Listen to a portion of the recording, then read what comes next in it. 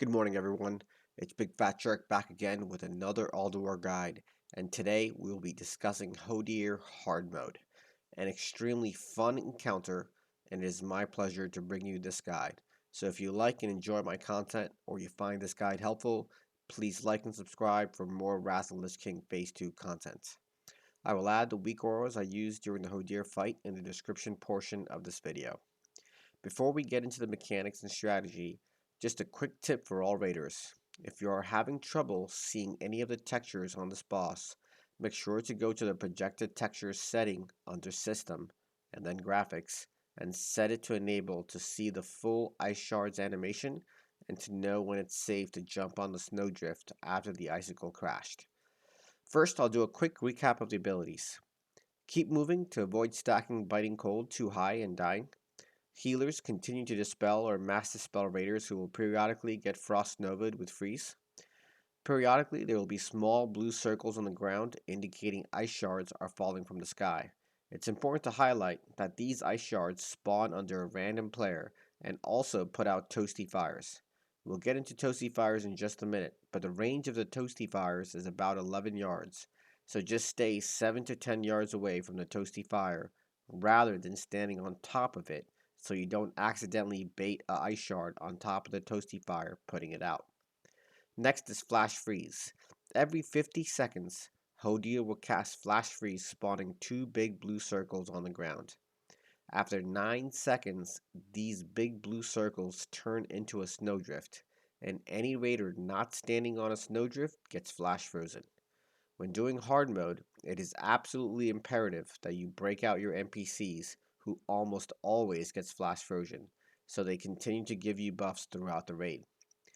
Finally, every 60 seconds, Hodir buffs himself with frozen blows, dealing frost damage to the tank and massive frost damage to the raid. Divine Sack, Frost Resistance Aura Mastery work great here.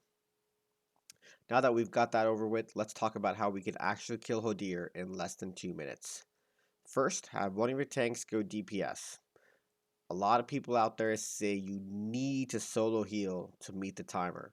However, in both the kills within this video, you can see we had 2 healers each time. So this is absolutely doable with 2 healers. First, as always, break out the NPCs. Second, have your tank take Hodir to one of the corners of the room.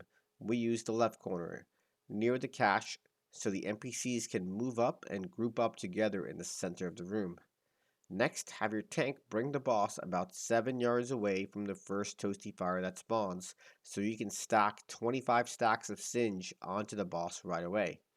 Once you have 25 stacks of Singe on the boss, increasing the magic damage he takes by 50%, the tank can begin moving him to Moonbeams so Merely can get the haste buff. Once you get 25 stacks of Singe, pick one caster.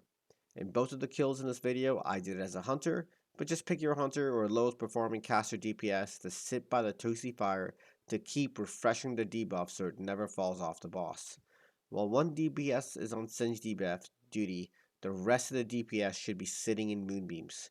Be sure to have your hunter / rogue MD and tricks the boss of the tank off cooldown to help with threat. Finally, in 10 man, you should pick 3 big damage casters or 5 and 25 man so that whoever gets the Storm Cloud buff can run to the marked raiders to give them the Storm Power buff. Every 30 seconds, one random member in your raid will be buffed with Storm Cloud. Storm Cloud itself does nothing to the player it is cast on.